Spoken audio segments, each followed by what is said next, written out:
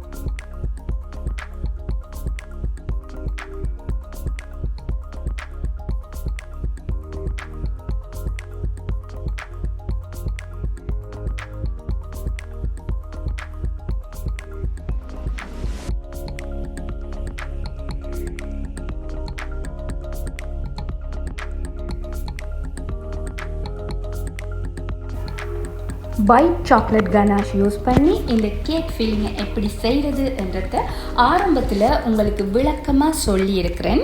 But நான் இன்றைக்கி வீட்டில் லெஃப்ட் ஓவரான பட்டர் கேக் யூஸ் பண்ணி அதுக்கு பட்டர் ஐசிங்கும் ஆட் பண்ணி தான் இந்த ஃபில்லிங்கை செய்ய போகிறேன்.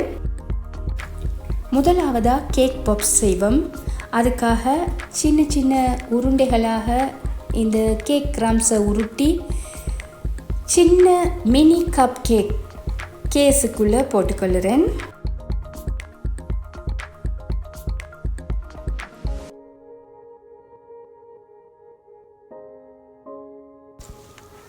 இந்த பிளாஸ்டிக் ஸ்டிக்ஸு உருண்டை பிடிச்சு வச்சிருக்கிற கேக் பவுல்ஸுக்குள்ளே குத்தி கொள்ளுவோம். அடுத்த கட்டத்துக்கு போகிறதுக்கு முதல்ல இதை கொஞ்சம் ஃப்ரிட்ஜில் வச்சு எடுப்போம்.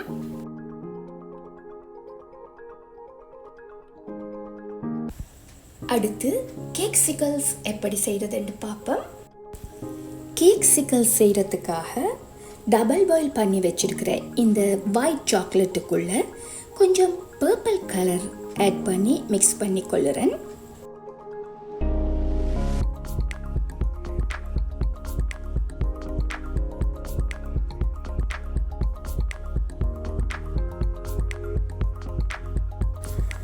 சிலிக்கன் மால்டும் வுடன் ஐஸ் ஸ்டிக்ஸும் கேக் சிக்கல்ஸ் செய்கிறதுக்கு எங்களுக்கு தேவைப்படும். கலர் பண்ணின ஒயிட் சாக்லேட்டை ஒரு ப்ரஷ் யூஸ் பண்ணி கேக் சிக்கல் மோல்டுக்குள்ளே அப்ளை பண்ணுறேன். என்கிட்ட இருக்கிற கேக் சிக்கல்ஸ் மோல்ட் 8 நம்பர்ஸ் கொண்டது. உங்களுக்கு வேணுமெண்டா 4 நம்பர்ஸ் கொண்ட சிலிக்கன் மோல்டும் கடைகளில் இருக்குது. கேக் சிக்கல்ஸ் செய்து பார்க்க விருப்பமெண்டா வாங்கலாம்.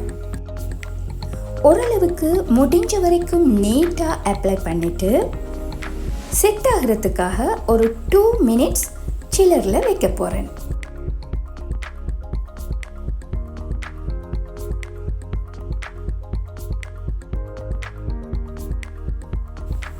ஃப்ரிட்ஜில் வச்ச கேக் பாப்ஸை இப்போ நான் வெளியில் எடுத்திருக்கிறேன். மீன்வைல் இதை இப்போ டபுள் பாயில் பண்ணியிருக்கிற ஒயிட் சாக்லேட்டுக்குள்ளே டிப் பண்ணி எடுப்பேன். கேக் பாப்ஸ் கூலாக இருக்கிறதால டக்குன்னு செட் ஆகக்கூடியதாக இருக்கும்.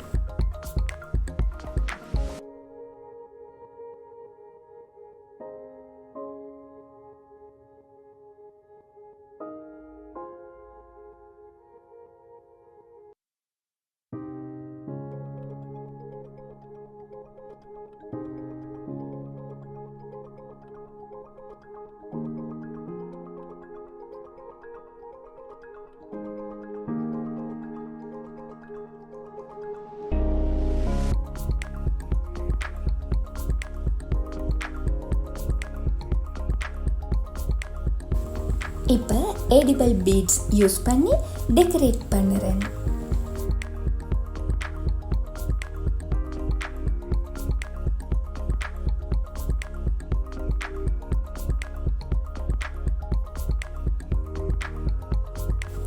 இப்போ ஃப்ரிட்ஜில் இருந்த கேக் சிக்கல்ஸ் மோல்டு எடுத்து செகண்ட் கோட்டிங் கொடுக்க போகிறேன்.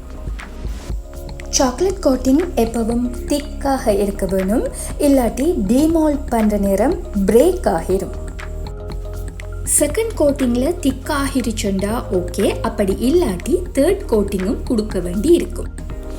இன் பிட்வீன் ஒவ்வொரு கோட்டிங்கு இடையிலையும் ஒரு 2 மினிட்ஸ் சில்லரில் வச்சு எடுக்க வேணும்.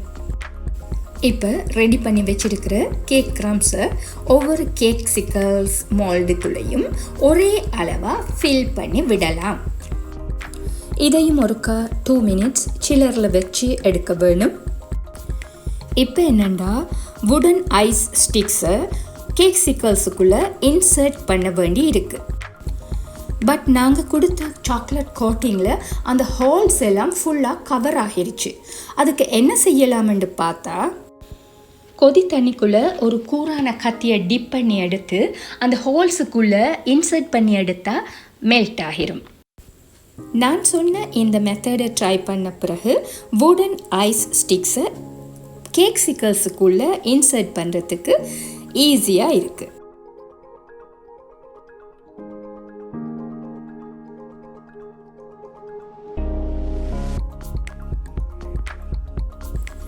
கடைசியாக பேக் சைடு சாக்லேட்டால் கவர் பண்ண வேண்டியிருக்கு. ஸோ ஒரு 2 மினிட்ஸ் சில்லரில் வச்சு எடுத்துருவேன்.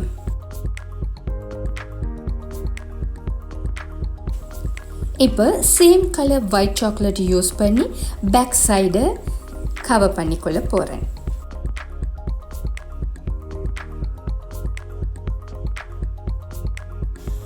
கேக் சிக்கல்ஸை சில்லரில் வச்சுட்டு அடுத்தது ஜியோமெட்ரிக்கல் மினி ஹார்ட் கேக் செய்ய போகிறேன்.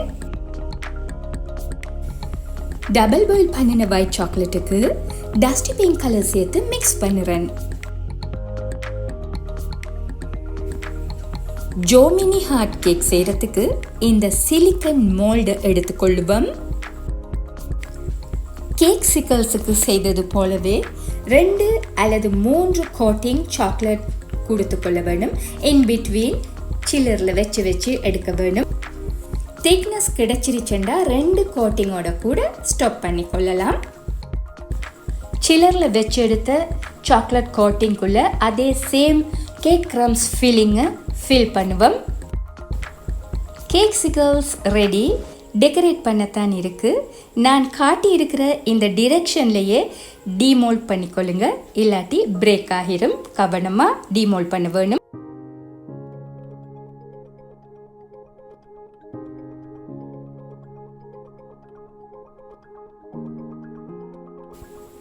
சில்லரில் இருந்து எடுத்த ஜோமினி ஹார்ட்ஸ்ட பேக் சைடில் சாக்லேட் கவர் பண்ணுறேன். திரும்பவும் சில்லரில் வச்சு எடுத்துட்டு டீமோல்ட் பண்ணுவோம்.